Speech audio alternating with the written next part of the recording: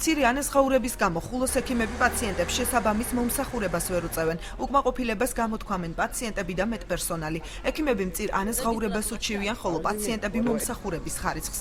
ადგილობრივების თქმით, ექიმები სამუშაო საათებში ადგილზე არ იმყოფებიან, რის გამოც საავადმყოფოში მისვლა ხშირად უწევთ. ორი დღეს უკვე მოვიყვანე ბავშვი საავადმყოფოში, არ მიიღეს. გაფიცულები ვართო.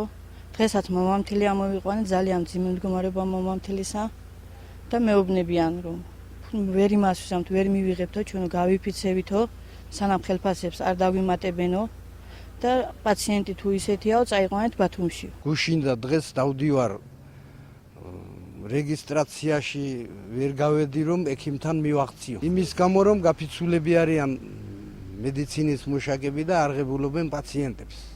სოფელ ღორჯომში მცხოვრები ჟუჟუნე შავაძე, რომელიც საავადმყოფოდან 9 კილომეტრში ცხოვრობს, სამედიცინო მომსახურების მისაღებად ნათესავთან ერთად მივიდა. ფეხმძიმე ქალბატონის დედამთილი აცხადებს, რომ მისი რძალი ექიმებმა არც ამჯერად მიიღეს. აღნიშნავს, რომ საავადმყოფოში ერთი თვის წინაც იმყოფებოდა და ექიმებს დახმარება არც მაშინ აღმოუჩენიათ. დღეს მოვიყვანე ორსული ქალი. საავადმყოფოში გაფიცვა არის, მიღება არ ალისო. სადგინძაც ისე წაიყვანეთ, გინ დაგველოდებით, როდესაც მოგხედვენ ჩვენ. ექიმები აცხადებენ, რომ პაციენტების დაგვიანებით მიღება შეუსაბამო ანაზღაურებით არის გამოწვეული. მათი მტკიცებით, დარიცხული ხელფასების ნაწილი არ შეესაბამება მათ მიერ გამომუშავებულ თანხას, რის გამოც ბანკში ხშირად მისვლა უწევთ. ძირითადში არის დაბალი ხელფასები, მუშაობა გვიხდება ღამის საათებში და არ არის შესაბამისი ანაზღაურება. და ანაზღაურების დროსაც გასარკვევია ბევრი რაღაცეები. ხან ჩამორიცხავენ მთლიანად, ხან არ ჩამორიცხავენ და არის ესეთი გაურკვეველი ვითარება. მაცნესთან საუბარში საავადმყოფოს მთავარი მენეჯერი ექიმების დაბალ ანაზღაურებას არ უარყოფს, თუმცა პაციენტების განცხადებას არ ეთანხმება. რუსლან აბულაძის განმარტებით, დაბალი ანაზღაურების მიუხედავად ექიმები სამუშაო დროს ყოველთვის ადგილზე იმყოფებიან.